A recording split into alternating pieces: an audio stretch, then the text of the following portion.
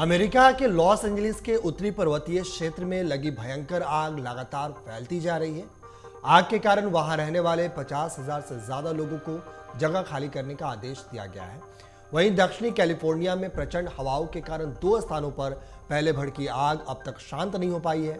ह्यूसेज में लगी आग भड़क उठी और कुछ ही घंटों में 39 वर्ग किलोमीटर से ज्यादा के क्षेत्र में फैल पड़े। झाड़ियों और पेड़ों को जलकर इस आग ने नष्ट कर दिया है। आपको बता दें कि ईटान और पैलिसेड्स में तीसरे सप्ताह भी आग जल रही है।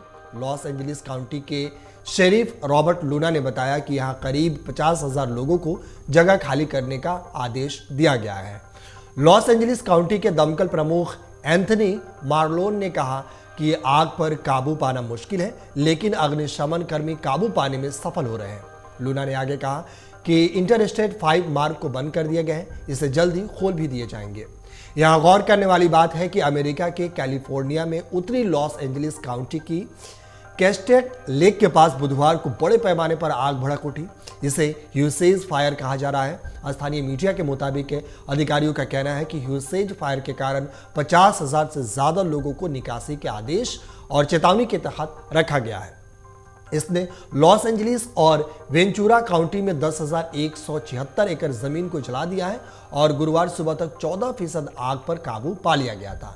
नई आग 2 विशाल आग के उत्तर में जल रही है। पहले जो आग लगी वो अभी भी जल रही है। इसने इस महीने की शुरुआत में लॉस एंजलिस काउंटी के कई इलाकों को नष्ट कर दिया है। वहीं अधिकारियों ने बताया कि सैन डिएगो और ओशन साइड के पास दक्षिण में 2 अन्य आग लगी है। ये दोनों छोटी है। ऐसा लग रहा है कि फायर विभाग के लोगों ने दोनों आग पर काबू पा लिया है और निकासी के आदेश लगभग हटा लिए गए हैं और आगे की प्रगति रोक दी गई है। दरअसल लॉस एंजलिस का मौसम आग भड़काने के लिए जिम्मेदार है। एक बार फिर मौसम ने लोगों की चिंता बढ़ा दी है।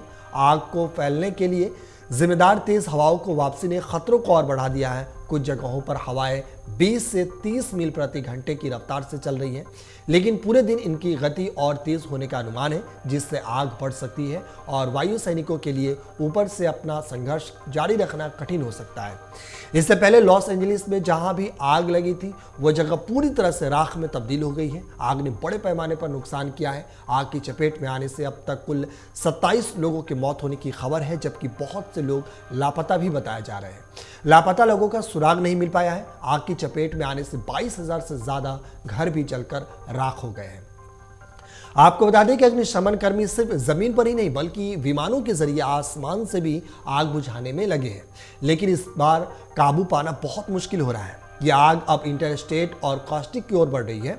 राष्ट्रीय मौसम सेवा ने एक्स पर बताया कि क्षेत्र में दोपहर में 67 किलोमीटर प्रति घंटे की रफ्तार से हवाएं चली थी, लेकिन बाद में शाम और गुरुवार तक इसकी गति बढ़कर 96 किलोमीटर प्रति घंटे हो जाने की आशंका है। तो इस तरीके से अमेरिका में पिछले कई दिनों से लगातार आग जल रही है और इसको बुझाने के लिए तमाम तरह की लगातार कोशिशें की जा रही है। आपको बता दें कि अग्निशमन कर्मी सिर्फ जमीन पर ही नहीं बल्कि विमानों के जरिए आसमान से भी आग बुझाने में लगे हैं, लेकिन इस बार काबू पाना बहुत मुश्किल हो रहा है। यह आग अब इंटरस्टेट और कॉस्टिक की ओर बढ़ रही है। राष्ट्रीय मौसम सेवा ने एक्स पर बताया कि क्षेत्र में दोपहर में 67 किलोमीटर प्रति घंटे की रफ्तार से हवाएं चली थी, लेकिन बाद में शाम और गुरुवार तक इसकी गति बढ़कर 96 किलोमीटर प्रति घंटे हो जाने की आशंका है। तो इस तरीके से अमेरिका में पिछले कई दिनों से लगातार आग जल रही है और इसको बुझाने के लिए तमाम तरह की लगातार कोशिशें की जा रही है। अमर उजाला जीवांजलि के सारथी की मदद लें और महाकुंभ में स्नान जरूर करें।